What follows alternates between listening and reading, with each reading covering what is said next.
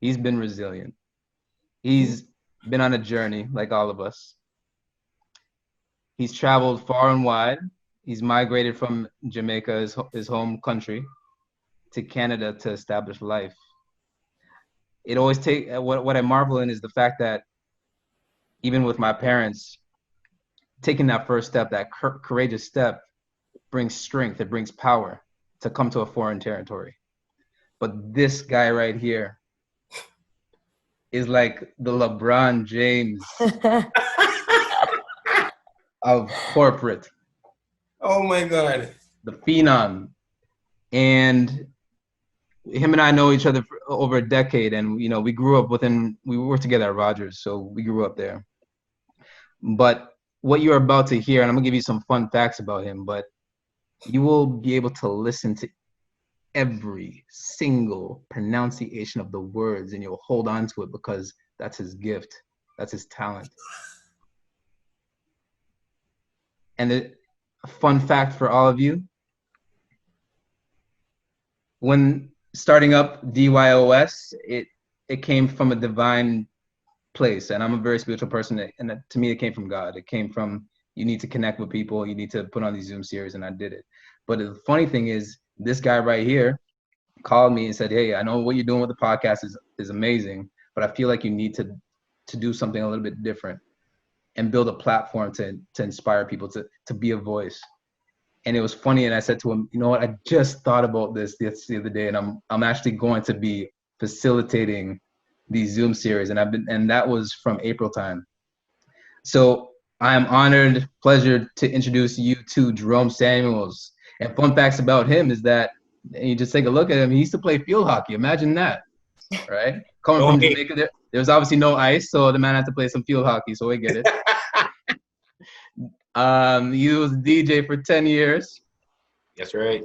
He thinks he's a better soccer player than me, but the lie detector determined that was a lie, because we know this. We know I'm a better player. But he's senior director at Rogers, owner of the Patty Shop, Prince of Jamaica. Jerome Samuels. Follow Jerome Samuels on LinkedIn.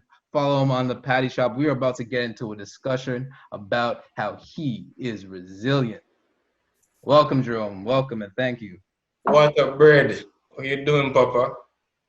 I'm good, man. I'm good. Now that I see everybody's faces smiling, I know I had to bring them on that level where it's like, let's just be real about what's going on. This is heavy on the heart. It's an emotional time, right? Yeah. But I think you were the perfect guest for this, and I think the divine brought all of us together for a purpose. And like previous guests, I don't like to talk about the story. I like to talk about your Netflix docu. So can you start us off with the trailer of what your Netflix docuseries looks like? Because everyone's excited about this one. I don't like this element in the show, I'll be honest with you. My Netflix docuseries, I think it would go something like born into a family that had strong values, grew up, part Jamaican, part Canadian, I guess, and was relentless in his pursuits, doggedly so, and created something that where he felt he left the world better than he found it. And I'm probably pinning it up there. I mean, just to give everyone context in terms of us being here and how this all coming together.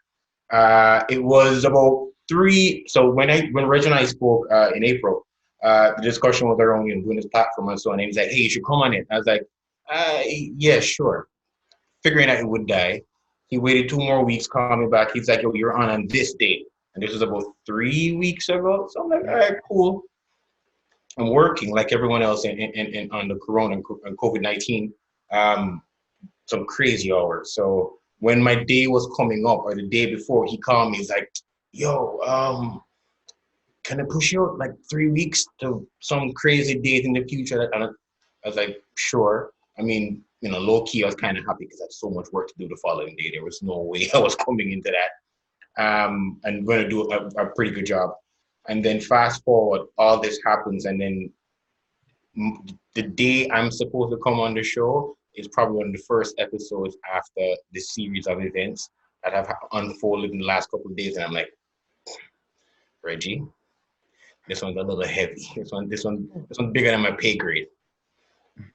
Nonetheless, though, it's good to be here. I feel as though I have a certain responsibility. We're talking about discovering, your other self, and it's a tough conversation to have when you're thinking the self I have right now is a pretty difficult person for a lot of people to accept in its current form, and for it to grow and evolve and become something else. That being said, though, I think the opportunity here is for us to kind of unlock a lot of what we have, unlock the next stage or the next potential. So instead of it being an and or, it's more of a plus, and we build on that and see where we go with it. So, Reg, hope that's a fair enough setup for you. I'm gonna that was perfect. And the concept of unlocking, whether it be your gifts, your talents, something that you really discovered that you had within. Can you walk us through how you just been resilient and kind of touch upon your, because I've watched you grow at Rogers. Like I witnessed it firsthand, and I've seen the blood, sweat, and tears that you put into your craft in terms of networking, in terms of understanding how the business operates, in terms of looking at ways to kind of dissect the operations, identify gaps, close gaps, because that was your thing, gap closure, right? Yeah. So a lot of what I've managed to do as an adult or young adult, I think I'm still young, again, was grounded in my parents, grounded in my upbringing, grounded in my Auntie Donna, who was pretty much my second mom. I'll give you a story. So I am probably 15 years old at the time, back home in Jamaica, Woolmans Boys School, Agriculture Geese, go Woolmans. 15 years old at Woolmans, and I started having anxiety attacks, like some crazy bad anxiety attacks. My really good friends knew about it, and it had these weird ass episodes where I had the episode of fear that I couldn't function for the rest of the day. My parents would have to come pick me up and take me home. It's happened a few times. And I think it was one of the episodes that I had at home where I went to my mom and like, yo, it happened again. And, my mother, in true West Indian, Jamaican mother form and fashion, she's in the kitchen, she's cooking big pot roast, right? So she had big pork pot roast, leg. She's putting on the thyme, the onion, the scallions, the onion powder. I'm teaching you guys to cook, by the way. You're getting an impromptu cooking lesson as well. And she's doing all of that. And I come to her with it, and she wasn't annoyed, but she gave me that pose. So she leaned one side, she's there leaning up, she's cutting everything, patiently cutting, and listening to me, but not reacting to me, just listening. And then she turns and she looks at me, and she's like, baby boy. I was like, yes, mom. She's like, nothing is wrong with you, In my head, I'm like, what do you mean? I'm having anxiety attacks, I can't function. She's like, the issue isn't that what you're feeling now. It's the fact that you're realizing that you're losing control. I'm like, what do you mean? She's like, as you're getting older, you have less control of everything around you. When you're younger, we control it for you. Now, as you get older, things are now breaking away, and now you're losing control. The issue for you is that you need to accept the fact that things will change and you will not have control of these things. And the moment you accept that, the fear goes away. Of course, I'm annoyed as hell because I'm like, what am I supposed to do? I'm 15 years old. This is what kind of master you would have shit this thing you given at this point, flying right over my head. And then I took it away. I sat down and thought about it. And then one of the things that I realized very quickly, having processed all of that, was we tend to get really fussed about the things that we don't control, when a lot of what happens around us, things that we actually influence at best. There's a critical mass that you're building up each time to create that tipping point to eventually transition to that new state.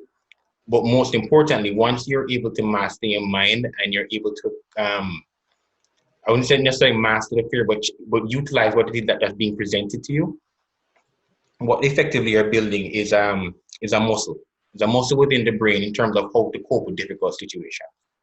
Um, that as a I guess as a tool or a skill set was a foundational component because what you as I got older, not I realized that nothing was stronger than my made up mind. So the moment I made up that I was not going to be fall victim to the fear, that became a thing where I accepted the lack of control, recognized that I only could influence things, and then that transition to okay, you have something else to go take on. It's less about the emotions attached to it because you should be able to experience the emotions and let that pass without that actually crippling you, so you can't function. In terms of what that set up for me in the future, I mean, career wise, I think coming into Rogers, to your point, and again, I'm not speaking on behalf of the company right now. I'm just giving you a perspective. I'll make sure I put that disclaimer there. Having come into the organization, I think one of the things that I probably said to you, Reggie, was that I'm going to be a director by 30. Bear in mind, I'm 25. I'm a contractor analyst, somewhere between, useless and less than dirt. And I already set my sights on, okay, by this point in time, here's what I'm going to go and get. Having come into that system, though, I recognize that it is a system. And anything that I was going to achieve was going to have to be engineered thoughtfully. Because truth be told, there weren't many of me as directors. And I'm probably thinking at that time, there were probably none of anybody that looked or sounded like me that was a director. And it's not a criticism, it's just a matter of fact, right? This is what was there at the time.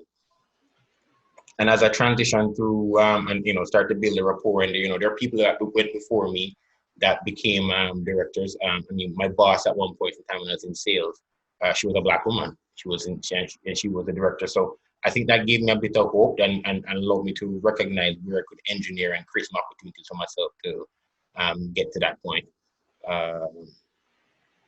Yeah.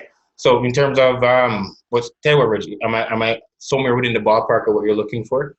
This is everything that I envisioned. So all the gems that you dropped in terms of, building up your mindset, building up the muscles, all the concepts fall in line to what DYOS is all about. It's about preparing everybody to discover their themselves by looking within, figuring out the mindset, the subconscious first, setting the goals. As you mentioned, you had that goal at 25 to become a director, and you didn't worked happen until 32 though. So that was the other thing. So more sayings from my parents. My parents had the saying, in particular my mom again, aim for the sky, drop in the tree. So her thing was, when I mentioned to her, I told her what I wanted to do. She's like, you might want to aim higher. So when that doesn't happen, at least you're falling back just a little bit lower instead of all the way down. I guess within that situation, in terms of the titles and all that kind of stuff, what you realize very quickly, the titles almost don't matter, if I can say that for now. I think the most amount of value I got through that experience was actually the skill set that allowed me to take that, those challenges and then, kind of go outside of the organization and go start a business as well. Because I was trying to balance a few things all in one go. Where I was trying to build my work opportunities at 30, I didn't hit director. In the back of my mind, I'm like, what? I'm not sure if this is going to happen. And then that triggered me to start pursuing a whole slew of other entrepreneurial ventures to try and offset that and see where that would have got me. Well, was there a time on that journey? I know you mentioned that you aimed for 30, but you got it at 32. Mm-hmm. On that path to 30, what were like some of the stumbling blocks that you came across to hit that goal? Because I think that's the most important piece. Like I talk about goals all the time. No. The reason why I paused for a second because I'm like, oh, do I even share this? Of course. I'll give you again another story. So I am a senior manager. I'm on job number. I'll give you two stories actually. By the time I'm on senior manager job number 3 or 4, thereabout. Again, doing this tour duty to try and get to the next level. So I'm on at a job number 3 or 4. I think I'm going to say Actually, no, it was 4. Job number 4. Again, I was operating top flight. There wasn't much of a challenge I had. By that time, I was doing my second tour of duty in the sales channel. And I had this VP, so I reported directly to a vice president. And I triggered a conversation with him saying, hey, you know, it's been a number of years, you know, what does it look like for me to get to director? Conversation was, oh, you know, it's something we can look into. It was like a series of platitudes and kind of a pat on the head and go have a seat in the corner somewhere. So I took it, I sat with it, you know, still working the brain, trying to find the angles, trying to see how can I get squeezed my way through. We were working in an environment. We just had a new CEO, this, you know, British dude. We're in year number 2 of, you know, his reign. And with that came a lot of stress, pressure, and a lot of contortions within the organization, trying to get us to the champions and challenges of ourselves at the same time, especially in the sales channel. And there's one friend I had who we both report to the same VP, but he was a director. But the job that they had him in was a weird one. It was almost, you know, triggering fights around the organization to be both the champion and the challenger at the same time. It wasn't going well for him, and because I guess had done my tour duty within the organization, I had known, you know, developed really good relationships with other directors, with directors and VPs as their junior, and they came to me saying, hey, you know, so and so is causing a bit of trouble within the organization. In terms of how we're all operating, can you talk to your boss to see, you know, what can we do to find a better way? And I'm like, guys, we're VPs and directors. You go talk to him. Don't include me. But nonetheless, I took responsibility. I went back. I went in my one-on-one with my boss. I sat with him, you know, had our one-on-one. At the end of the one-on-one, I said to him, you know, hey, you know, so-and-so is causing these issues, and here's what it's looking like. I don't know why they never came to you, but they asked me to speak on their behalf. You may need to take it back. And he paused for a second, right? And he looked at me and he leaned back. And then he had a smile that, you know, he had a smirk that evolved into a smile. And I'm looking at him like, what the hell is going on? Anyways, he paused for a second. He looked at me. He's like, you know what? He really reminds me of me when I was coming up. I was like, shit, there it is. On my best friggin' day, I would never be able to give you that reaction that you would start to think of me at the next level. It won't ever happen. And that triggered a series of other light bulbs, because I'm like, if I can't, you know, because what I realized was happening is that half of it was definitely a meritocracy in terms of how you were, how you operated, how you looked, and I know how you operate and so on. But there's also, I guess, a cognitive bias where there are other, you know, non-merit-based attributes that they're using to almost determine if you're. And this was subconscious on his part, but I saw it for the first time. Because these are the guys that were making the decision, you know, whether you go up or not. So when I saw it, I was like, oh shit, how do I work this? In any event, fast forward a year later, I'm in a new job now. So this is job number 5 before I become director. And I was working for my boss, this person, for the second time. We have an amazing working relationship. She and I are like, you know, 2 peas in a pod. We're going. And I you know, I bring the conversation to her now, saying, hey, what does it look like for me to get to director? And you know, we've had a few conversations, and then I don't know, I just felt like there wasn't enough momentum. And this is somebody who actually has been a huge proponent of mine for years. And I was so disenfranchised that I released something to her that upon hindsight, I'm still not sure if I regret it completely. And I said, you know what? I fundamentally believe there's a black ceiling inside here. So she was kind of taken aback from that, right? Yeah, and you could see the wheels turning, kind of a, oh shit, but is it a oh shit type look? And you know, I'm a woman, I'm a minority, like, you know, she was trying to draw the parallels, and I'm like, I don't think it's the same. I say that to say this. As you know, and this is not necessarily a color thing, this is just a people thing. When you're looking to transition to the next level, a big part of the conversations that you need to have is one where you're transparent, respectfully so, and one that also triggers the type of response where you actually get help. I mean, what followed after that conversation with her was I'm not sure where she went with it, but she came back the following week to a one-on-one, and we actually sat down and built out an entire plan that we engineered to kind of get past some of those cognitive biases and puts me in a way different light. So yeah, I'm going to have to operate at a much higher level and push it quite a bit, but I was also going to get the support node that kind of gets me to the next level. So that involved, from a networking standpoint, I had to book one-on-ones with about 5 or 6 different VPs, another 4 or 5, 6 different directors to build that legitimacy and begin to change the narrative. Not that I had a bad narrative, but you know what, to get it, kind of build that critical mass to drive that tipping point. Yeah. Yeah, it was. Especially with credibility and everything like that too, right? That's all it is. You need to establish that. Leadership is a credibility game at the end of the day, right? If you will always have better technocrats working for you. Your job as a leader is to move the bullshit from in front of them so they can operate and operate well. So you pretty much exposed to her, as you mentioned, the obstacles that you were having, which is, the black ceiling, which kind of prompted her to kind of, feel how she could support you and help you navigate through the system, right? And it wasn't a color response, which is what it shouldn't be, right? No, it shouldn't be. It was an engineered elevation of my brand because we know we're challenged by a few cognitive biases. Awesome. And just for everybody in the audience, I know I usually leave this for like half an hour, but if you do want to stay on for the conversation, obviously you're more than welcome to.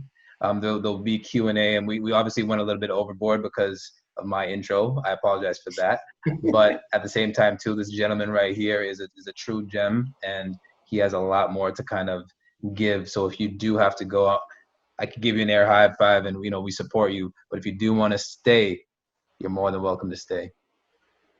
So Jerome, you network effectively, you have the conversation with people, you establish your credibility, and then they give you the nod eventually. Yeah, I wouldn't just say call it the nod. So that was another conversation. Again, these conversations take place behind closed doors, right? So all I got told was, go and have a conversation with this person. And there was an opportunity that was open within the credit department. Now, bear in mind that job posting was open for about a year. I'm not sure if Nigel's on the line, but the running joke was that nobody wanted the job, but they gave it to Jerome. That being said, oh man, yeah, and this was credit risk and collection strategy. I knew jack shit about credit. That man taught me absolutely everything about that business, and it ended up becoming my favorite subject matter that I've ever covered in my entire career, hands down. But isn't that the fascinating thing about the journey, though? Because even though you have sights on where you want to be, there's a redirection that occurs where you're brought into a place that is somewhat uncomfortable, that you have to build a new skill set. You hated, you knew nothing about credit, but you learned a lot about it, and then you grew to actually appreciate it and like it more than any other job. So that's amazing. Yeah, I don't think one of the things you also have to appreciate with how you pursue some of your pursuits is the fact that you almost, not that I did fail, but you almost have to fail your way through. There are certain things that you're going to have a specific plan in terms of how things are going to operate, how things are going to go. But part of you, and it's kind of to my earlier point when I started, you're going to have to let go of the control a little bit and let go of the reins. You know where the direction is, but you may have to, take a left turn at Albuquerque or something to get there. And you have to accept it. You have to endure. And one of the other things that kind of comes out of the conversation as well is the fact that nothing learned is ever lost. If you think about almost everything that you've been through to date in life, I mean, the things that were relevant and planned and, they got you to your desired destination, as well as the things that were so obscure, like, how did I actually end up here? And for some strange reason, those lessons just come back. everything's context specific, right environment, right conversation, but it comes back and becomes really beneficial. Case in point, most people know me as a businessman. I work in pricing and analytics and marketing and data and so on. I have an underground degree in zoology and botany. I have never used my degree until I decided I wanted to start a food manufacturing business. Reason being, food manufacturing is like, in science, they call it the aseptic technique. So when you're plating agar trays for your bacteria to grow, you have to ensure that the sanitation, wiping on the alcohol and the streaker, putting it in the thing, running it against agar, all that stuff. It's a matter of managing the sanitation, and also because it's science, doing a lot of you're logging a lot of you're logging a lot of events that are taking place. Food manufacturing is just the same. It's a function of somebody wants to talk? Probably not. Yeah, food manufacturing is a function of tracking all the logs. I'm so. Somebody wants to. Sorry, is that? I just muted him. I got him. I got you. We found him. I got you. That guy. Found him. It's like you're swatting a bug. Muted his ass. Yeah, as I was saying, yeah, with my science degree, I ended up using it in food manufacturing because it's writing logs, experiments, the operating procedures are just the same. So the lesson there is, again, the journey is going to be long. It's going to be winding, and you end up in some really odd spots, but nothing learned is ever lost. You really end up using a lot of the things that you experience. No, I love that concept because it's true, and it stands true for me personally. I've gone through some things where I'm just like, okay, well, like this isn't where I was supposed to end up, but it ended up turning out to be the greatest gift ever. And I think this is a good segue into your other endeavor. So the patty shop, and I want to give some people some context to how this got started, because this is an amazing story. So I remember, and I don't know if you remember, so I'm putting you on the spot right now. Well, I remember. I know where you're going, but keep going. You know where I'm going. All Yeah. right. You better write this down somewhere. So I said, Jerome, you're from Jamaica. You know everything about patties. I love patties. But I'm thinking you and I, we get together. We'll get a food truck. We'll go on King Street, hit up the financial district during lunchtime, and we'll slice open a patty. And we'll fill it. We can fill it with like lettuce. We can fill it with cheese. Like it'll be like the infused patty. And everybody will love it. There'll be lineups for days. We'll be sold out, right? And in typical Jerome fashion, Jerome. You have to understand who he is. And I think you all understand. He's very diplomatic, very pointed, very strategic, well-spoken. He thought about it. He said, you know what? Let me think about it. Thought about it a little bit. A few days pass. Jerome comes back to me. And this is how I knew he was so true to his brand values. And what I mean by that is he came back to me and said, you know what, Reggie, I thought about it. Worst Jamaican accent ever. I know. Yo, I'm not Jamaican. I know. All your friends back home are like, okay, I'm coming off this chat. He's a disgrace.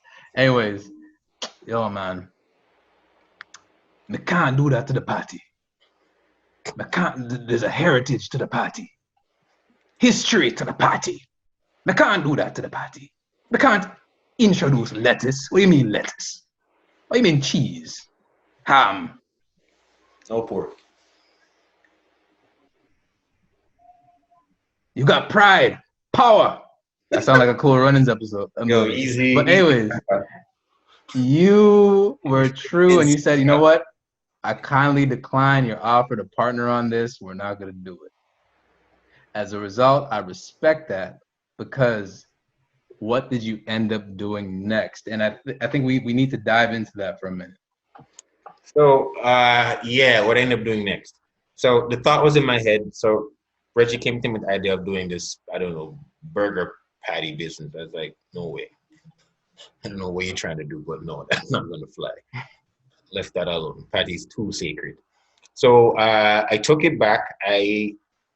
One Saturday afternoon, I was in my condo and I had a roommate at the time. So my boy Steve. So we're sitting there and I look at him, I was like, yo, Steve, I want a patty. So he looks at me oddly and he's like, I mean, you can't go to the grocery store and buy those, whatever patties. It's like, no, I want a patty like what we get back home. One just like that one. And then he starts laughing. As a matter of fact, he's howling. He's like, you're never gonna find that here. Doesn't exist. I said, if somebody can figure out how to make that product, they're gonna be riding into the sunset, making boatloads of cash.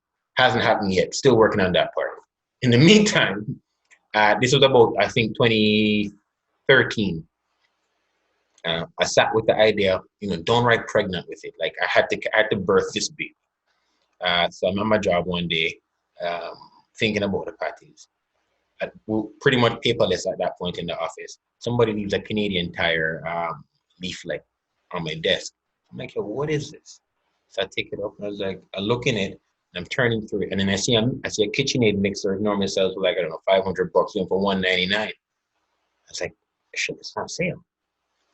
Close the tire, close the leaflet, run to my boss's office. I'm like, yo, I'm not here. She's like, where you going? I was like, I'm just not here. I gotta go. She's like, all right. Jump on the subway, down to Young and Dundas, run inside there, take the leaflet out, look at the guy and say, I want this. So he looks at me, he's like, what? I was like, I want the mixer. He gives me an odd look, like you're buying a mixer. I said, yes, let's get me the mixer. So he's like, I don't think we have any more. He goes around the back, he's like, you're lucky you got the last one. Gives me the mixer, grab the mixer, jump on the subway, walking down Young Street to my condo in Lakeshore, by the intersection there. And I'm getting death stares from every woman that I walk by, like completely scoping out my mixer. I get to my inside. Sure, was the mixer? I'm thinking it's a mixer. Okay. Yeah, I was fairly well dressed. I get to my condo elevator. There's a little old lady. They're really sweet, very nice, and walking a little white, I don't know, Yorkshire Terrier. Pulls up the elevator. She's like, oh, your wife's gonna love you. I was like, my wife. I was like, this is from me. Jump in the elevator, head upstairs. Get this mixer, because I'm, again, the idea is by the way, Jerome, Kimmy wants to know what color was the mixer? Stainless steel. Stainless steel. That's why. So get the mixer. Have it in my condo. My roommate comes home. He's like, yo, what's up? I was like, patty business. So he's like, oh, you're serious? I'm like, I'm dead serious. I get this mixer, leave the mixer on the counter. 2013, right? For about 6 or 7 months, the mixer sits there in the box, does not come out. My roommate tells me, hey, I'm moving out, moving to New York to become a comedian. I'm like, okay, cool. So I gotta go find a place. I bought a house, got the house, moved in the house. When I'm unpacking everything, this is a year later. No word of a lie. There's a flipping mixer still inside the box. So I'm like, well, if I'm going to live my patty dreams, I should at least take the mixer outside the box. Unbox the mixer, throw it on the counter. It sits there for another 2-3 months, and I make my first patty. Did a bunch of research, again, me being me, understand the food chemistry, all kinds of stuff. Made the first patty. Tastes like garbage. I'm like, all right, cool, no worries.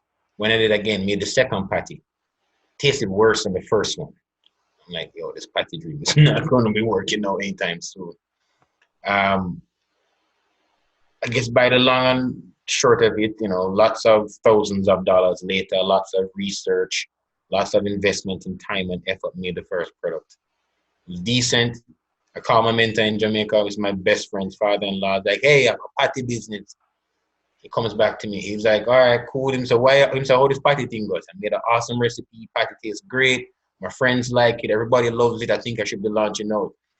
He looks at me. He says, Jerome, what you have right now is a hobby.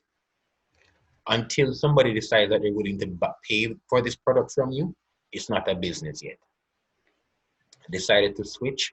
I said, you know what? I'm gonna stop giving away these patties to my friends. I'm gonna start selling it to them. Went for top shelf ingredients, made the most expensive patty on the planet. They sold, and they sold a lot. I was making at one point, on weekends, 70 dozen boxes of this thing. Until the point where I'm like, I'm probably going to get into trouble, and health and safety is going to come to my condo and shut me down, and I don't lock up my house. And then I started the pursuit of finding a factory space and kind of getting that business going. And I found the factory space in June 2017. And yeah, we've been rocking it ever since. Awesome, man. I'm proud of you. Like, I'm still a little bit hurt that we didn't partner on it, but I know you did it for Jamaica. I know you did it for Jamaica. You had to stay tried and true. So I get it. So, Serena has a question for you. Shoot. So her question is, what positive sayings or mottos did you have to keep you going when you kept failing? Oof. So two things. So, full transparency. I mean, I'll give you a few, but I also say this. Anyone who knows me knows that I'm ridiculously stubborn. I am obstinate, I'm downright dogged when I make up my mind about something. I think less about the sayings was more just the downright stubborn perseverance of getting something done and walking away saying that I did it. In terms of the mindsets that I employed going into it, sayings, mindset, kind of the whole thought process.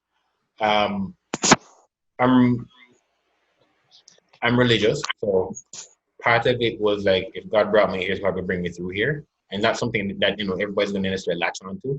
But it was one of those things where I saw a lot of what was manifesting, and I felt that there was something else going on here, because the breaks that I got, and any businessman worth his weight in salt will tell you that you can plan from now until the cows come home. You need that little extra sprinkling of something, a little extra force from the outside weighing in on your situation, because you get breaks that you never imagined would come your way. One of them that I got was how I got into Sobey's. Built this business, barely had any sales, didn't know what the hell I was doing, to be honest with you, from a selling standpoint. I knew to speak people, knew to connect with people. And I started pounding the pavement on LinkedIn, and somehow got through to the national category manager for Sobey's. And he had said to me, he's like, I don't know what stroke of luck or divine power that you have on your side, but my boss, his VP for all of Sobey's meat, just walked out of my office saying that I need more ethnic offers in Sobey's. Literally, like he said 5 minutes ago, the man walked out of his office. And there I am presenting a patty to him, and also presenting a premium patty with premium ingredients. It's like, this is perfect for our selection. And, that kind of went. So I'd say, from a mindset standpoint or saying, I would say, this one's not necessarily the most savory one, but I would say I'd rather be tired than broke. And the reason why I latched onto that one was I had taken out some serious debt to buy these huge machines that were pumping out 1,000 patties per hour and a bunch of other things. And based on where the debt was, and based on how we were building the business, and what you had to incur to get to that point, you felt some serious pinches along the way. And so what it meant is that you're doing overtime. You're pushing your body to a certain limit, because I had my day job, and then, at that time, I have staff and so running the factory, but then I'll do my day job and then going to the factory 6 o'clock at night and working until 2 o'clock in the morning the following day to get product out, to get it onto the truck the following day to be delivered, and then come back to work. Like, it was some crazy ass hours. So I would say, yeah, definitely, I'd rather be tired than broke. So yeah, I wasn't planning on going homeless at any point in time. So yeah, you were definitely putting in like 16-hour days pretty much, right? 18, 20, 22 hours. Yeah. All right, cool. So Trisha has a question for you. Has the pandemic affected your patty business? I want to say I personally bought a couple of boxes from Sobey's a couple weeks ago. I already had them before, but man, these are delicious patties. So, anyways, go ahead. Um, yeah, I think the initial part there was shock. I think that those last 2 weeks of March, there was definite shock. The stores didn't know what they were doing, and not just Sobeys. I mean, just generally across the board. Are we shutting down? Are we not shutting down? There was a run on product. They were running off product on the store shelves, and they weren't being replenished quickly enough. And so I felt it. I saw it immediately. Yes, I felt the hit. And for 2 weeks, I was like, I guess this is the end. Um, Jesus take the wheel. But it didn't quite work out that way. I think right after sales kept pace. We saw a surge because I think they wanted to restock, and then we kept driving demand, we kept supporting.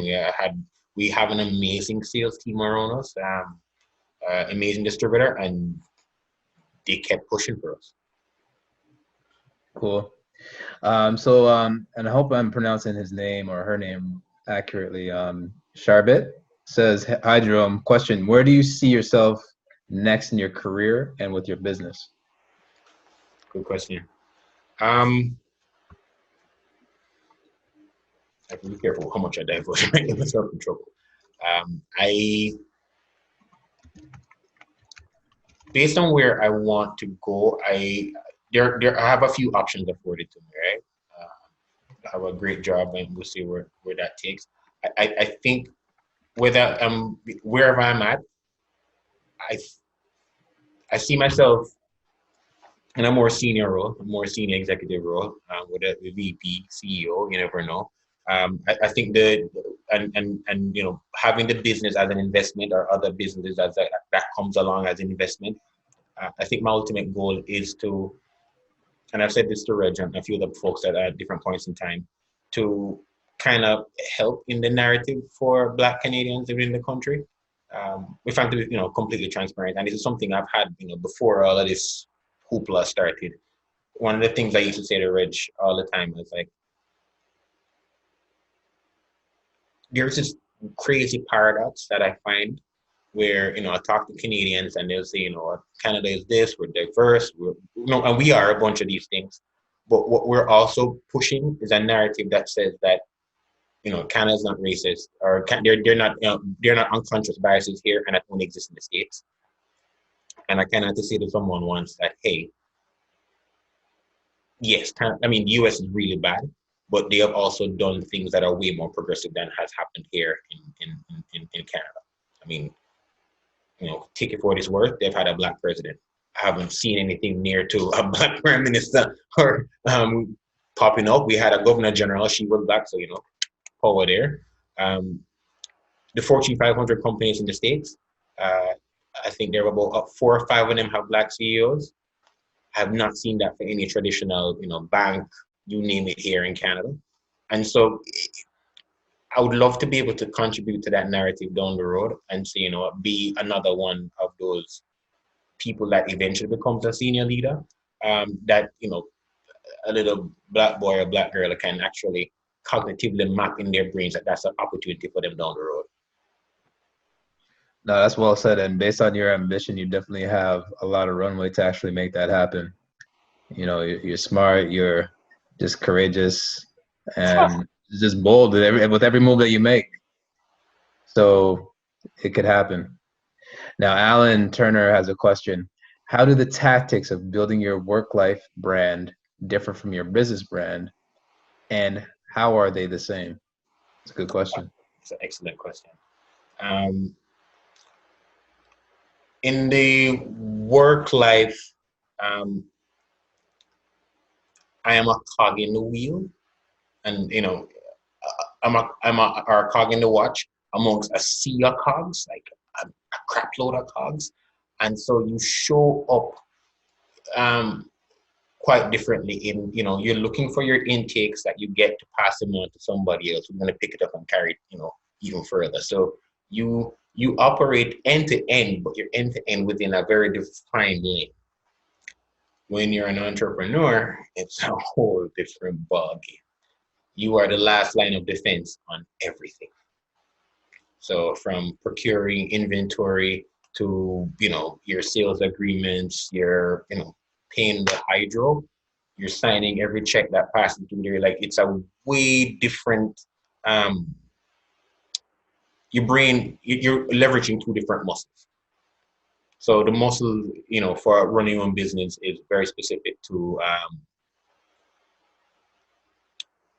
being a lot broader versus, that one's built for endurance. And as a worker, as an employee, someone in a cog, that you're not operating within sprints. Like the longevity is literally a burst and you hand it out and move somewhere else. In terms of the brand, in terms of, my personal brand, because of that, I tend to show up a bit more evangelically in the entrepreneurial pursuits. So whether it be doing a demo in a store, um, to try and drive sales for the product, and then they're looking at me and they're talking to me about the product and talking to me about the business, and they're like, okay, you're associated with this place? I'm like, yeah. They're like, oh. I was like, I'm the owner. And they're like, and you're doing the demos in the store? I was like, yeah, because it's a young business. It requires that type of evangelical presence. Versus in my day life, day to day, work life, I am more of I'm helping to grease the wheels. I'm helping to connect certain people. The networking there is much stronger, or much more well defined in terms of helping the people to connect and work together, as opposed to entrepreneurial life. I'm definitely kind of in front of everything and behind it at the same time.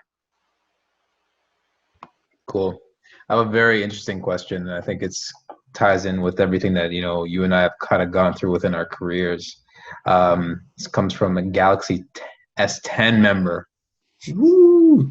What key piece or pieces of advice would you give to a young person of color who feels that to climb the corporation ladder in its current iteration is to sacrifice authentic self?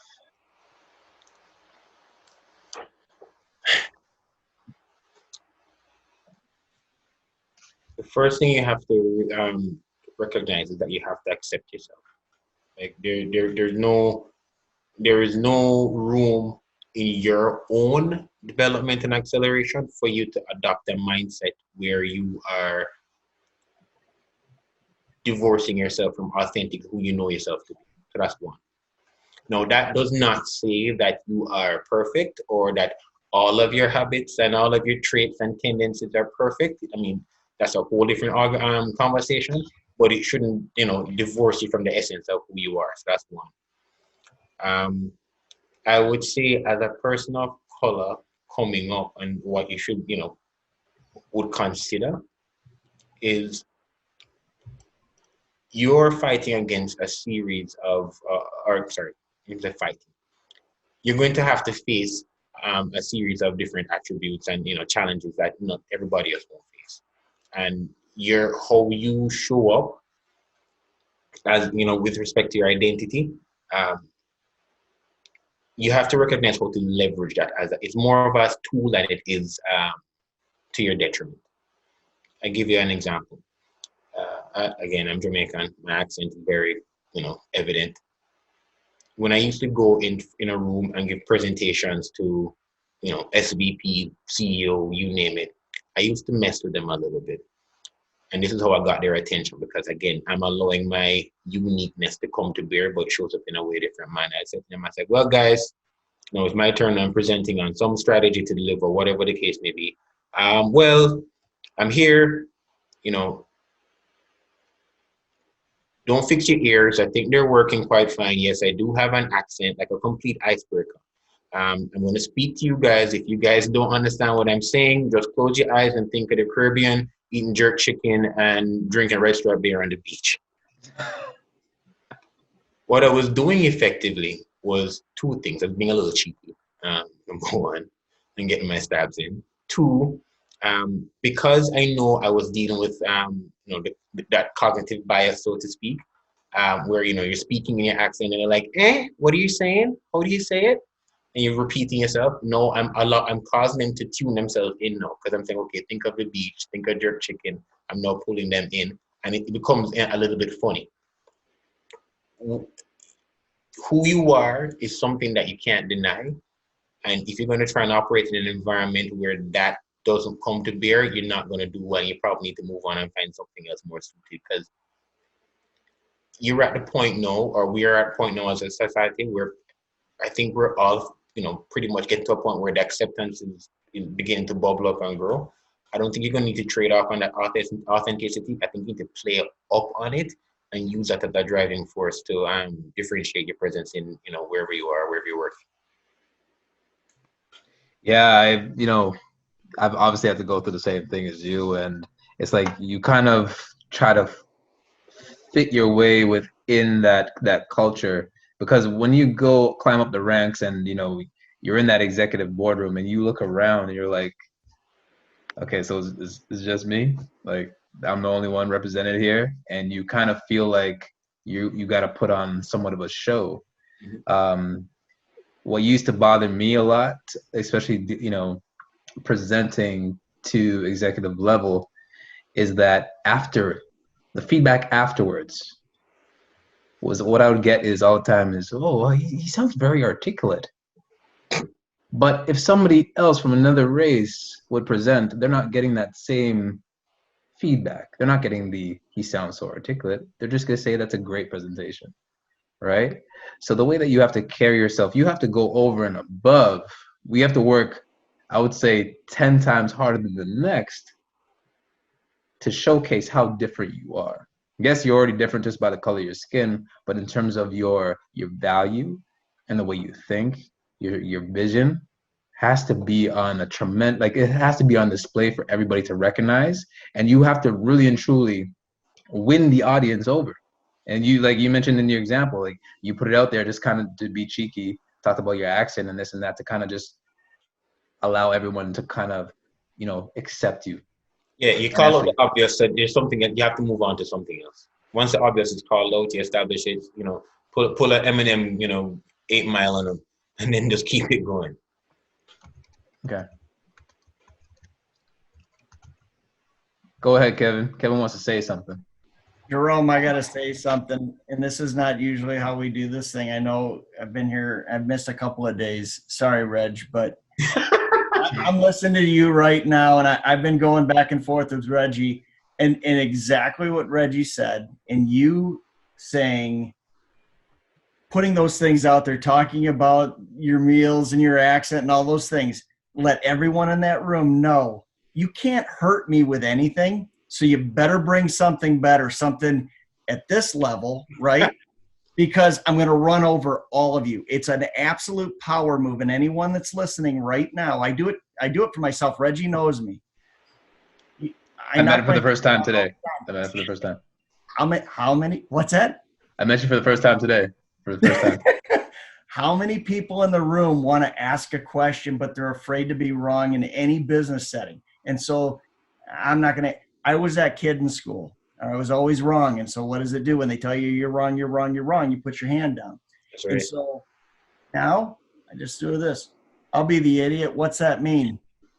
All these analogy or all these acronyms, I don't know what they are. Tell me what it means. And then they all look at you and they said, yeah, what does it mean? Right? So that is an absolute power move. And director is just the surface of where you're going. I hope so. I don't know. But no, you're right. Oh, man, I appreciate that. Thank you, Jerome. Oh, man, I appreciate that so much. Yeah, you're right. Because one of the things that, when you start to push on some of the levels to, kind of get your points across in these conversations,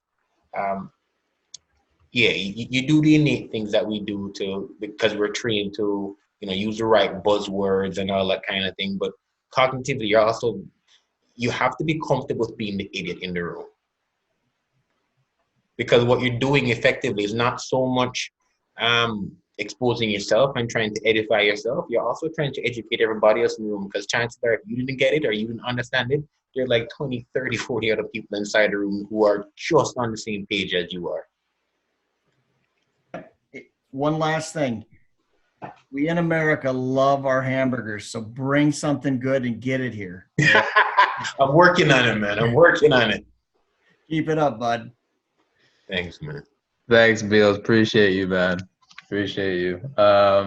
Yeah, if anybody wants to be courageous and just do exactly what Kevin did, unmute yourself. You have a burning question, ask away. This is supposed to be interactive, and this is a really great conversation that we're having. So, and I know we're totally over time, but if anybody else has any other questions, feel free to ask.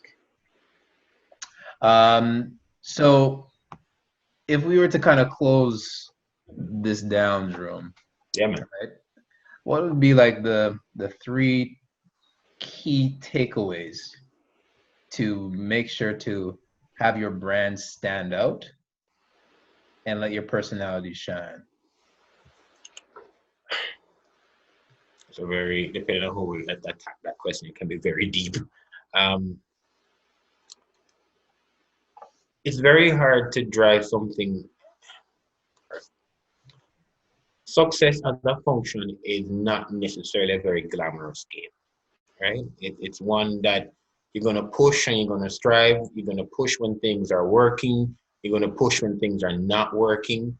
You're going to, try 20 different ways, and you're going to spend years and, time, effort, money, in some cases, your health. I would say getting to that next level is you need to be very clear on what your purpose is.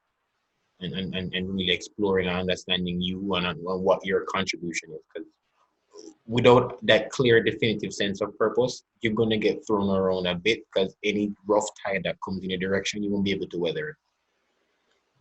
Let's say that one for sure. I would say recognize that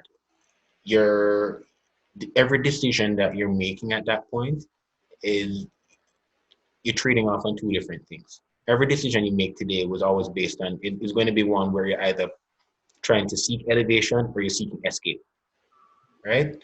Literally think about it. Every decision made in life to date, whether it be, I'm going to take the time to go to work out, or I'm going to sit on the couch and, eat cookie dough ice cream.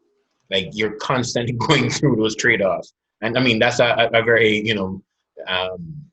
comedic perspective on it, but, literally in how you look at financial decisions, investments, you name it, some of your money may go into a vacation versus going into, I don't know, throwing it in a GIC or some special stock that is going to run. Like, you're constantly making those trade-offs.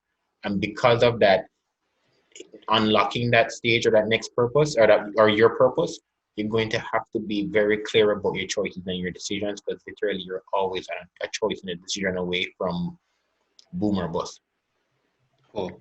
And then last question. It's from Serena, and I forgot to ask you this because there's a lot of conversations happening. How do you handle the negative emotions or complex emotions that creep in?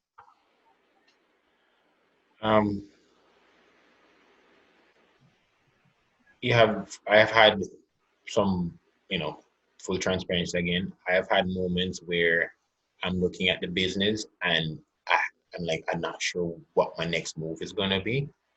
And I've cried. Like, no word of a lie. I let it right out. I let it pour. And once I cycle through that moment, I become very pragmatic, because you allow the emotions to blow, and then you start making moves and decisions. So I would say the tough moments, there's no magic sauce to it, but don't lose sight of the fact that you kind of almost have to feel it and experience it a little bit to get past it.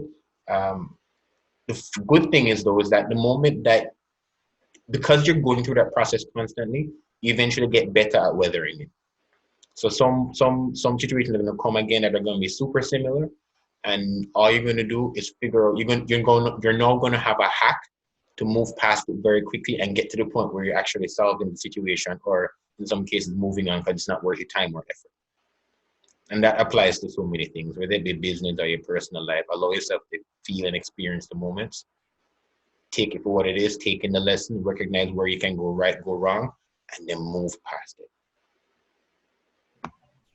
Okay, so this is the last one, and I love how people ask questions. I love how they get involved, and I'll never discourage anyone from asking questions, because we're an inclusive group. So Jamie has a question. What advice would you give business persons trying to come out on the better end of the current events? And the current event obviously is like COVID-19. It's everything that stems from it, you know, the injustice that everyone's hearing about, especially in the States and whatnot regarding race. So how do they overcome? Um, Corona or COVID-19 as an event is a massive impediment, but Jesus is such a blessing. There's so many opportunities that are coming out of this thing. If I talk to a lot of entrepreneurs that I know, and because of COVID-19, they're actually looking at their business completely and re-engineering, rethinking. They're being forced to make certain decisions, but as they're being forced into those decisions, they're also recognizing they're future-proof in the business. They recognize certain aspects of this event, if it should happen again, how they may be well positioned. They recognize them because they've been challenged. They're actually optimizing some of their cost structures and still delivering on some version of their bottom line. Um, you really need to look at what's happening right now and understand as much as there have been opportunities that have been taken off the board, there are new ones that are being generated.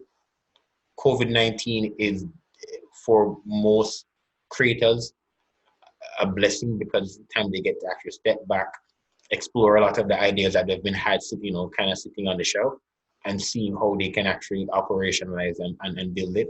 I think there's a lot of concern and fear because of the environment, but we also should start to consider what does it mean for how we show up as creators of value, um, because it's not the same. It's not going to be the same. Kind of to my first point again, once you recognize where you do and don't have control, and you start pivoting again to now considering where you can actually have some influence, your opportunities will begin to arise. There's no magic or sweet sauce to this thing, but it will happen. We need to be vigilant, patient, and purposeful in your thinking about the current environment that we're in. You said it best. Leverage this time because time is a currency, right? Oh, Use it to build, plan, because this is only temporary. yeah, this state's gonna go away, and this pocket of time that you have to really examine yourself and also examine your potential in terms of new opportunities is gonna pass. So milk it. Jerome, I want to thank you, and the comments that are coming in right now they're amazing. Like even your sister's here. Yana, she's proud of you, man. Bigger. Very, very proud. Very proud. Whoa, What? Proud. banana. Yes. Love that. Love that. Thank you for your support. And everybody, because we are all in solidarity together, let's give Jerome an air high five because he did such an amazing job. Thank you so much for participating. And it was great to hear the stories of the come up and how you were able to overcome adversity and all that. And look where you are now. You're a senior Oh, yes, director, a big corporation, and then on top of that, you got your own business. So it's amazing. So before you guys go, I'm just going to share the rest of my screen. And it's only going to take 1 more minute because I got some announcements. You guys can see my screen. Mm-hmm. So we got next week a special DYOS event at a special time.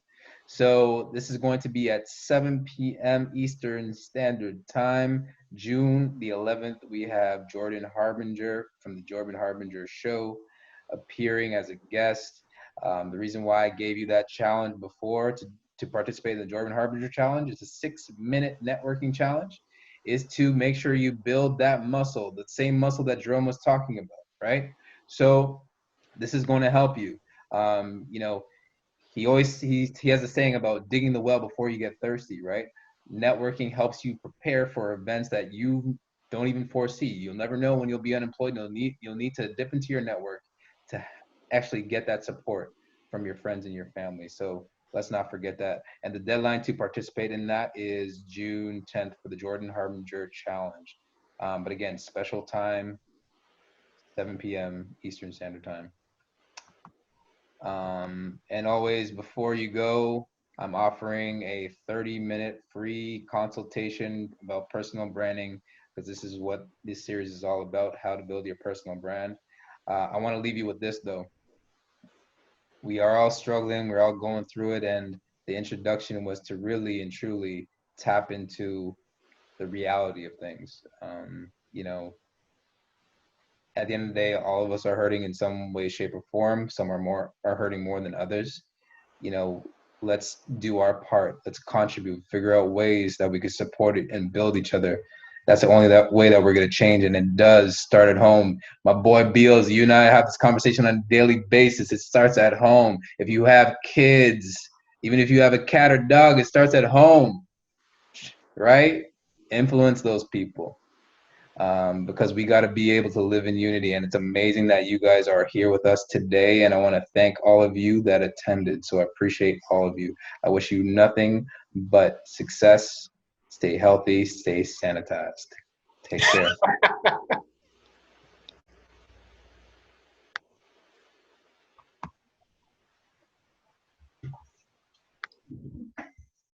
Jerome.